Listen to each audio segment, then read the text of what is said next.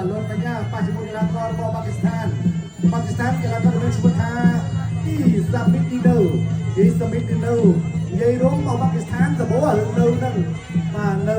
អាចចូលគាត់ទៅជើងឡើងបាទព្យាយាមចាក់ជើងជាប់លោកបញ្ញាត្រេះត្រង់អាយ៉ាអាយណែលោកឡត់ដែរចូលទៅកលកាសណាទូសាអូលោកគ្រូអញ្ញាកដាលលោកម៉ាក់សមឿនប្រាប់ហើយគុណខ្មែរអត់វៃអញ្ចឹងទេណា brother វ៉ាវ៉ា USC មកតែមុខទស្សនិកថារីបហ្នឹងទៅយូរ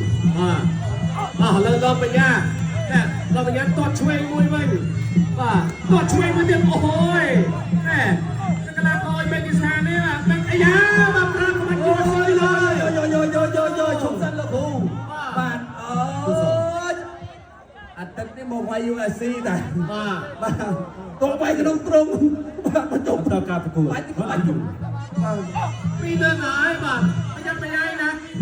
បាទស្ដាប់មួយពីបញ្ញាតែធ្វើឲ្យបញ្ញាខឹងប្រយ័ត្នណាបាទបញ្ញាទាត់កាត់តឡាច់ធ្ងន់អូយមិនធ្វើឲ្យបញ្ញាខឹងណាកៃមួយ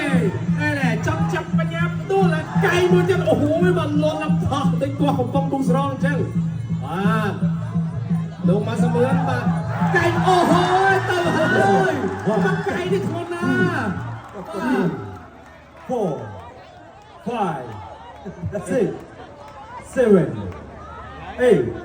9ចប់សុំគ្រប់ហើយបញ្ញាថាខ្ញុំអត់ចង់លេងទេមិនដើមបុកទៅហ្មងបញ្ញាក៏សួរអារម្មណ៍បញ្ញាទៅបញ្ញាលើទី1បងមិនគាត់លេងចូលមកលេងចាប់លើបោមិនខាច់ចង្កេះបងតូនល្អវិញតោះមកប្រកួតនេះដូចត្រង់ទៅរៀដែរបញ្ញាបាទតើបុកបាក់ចង្កេះដល់ហ្មង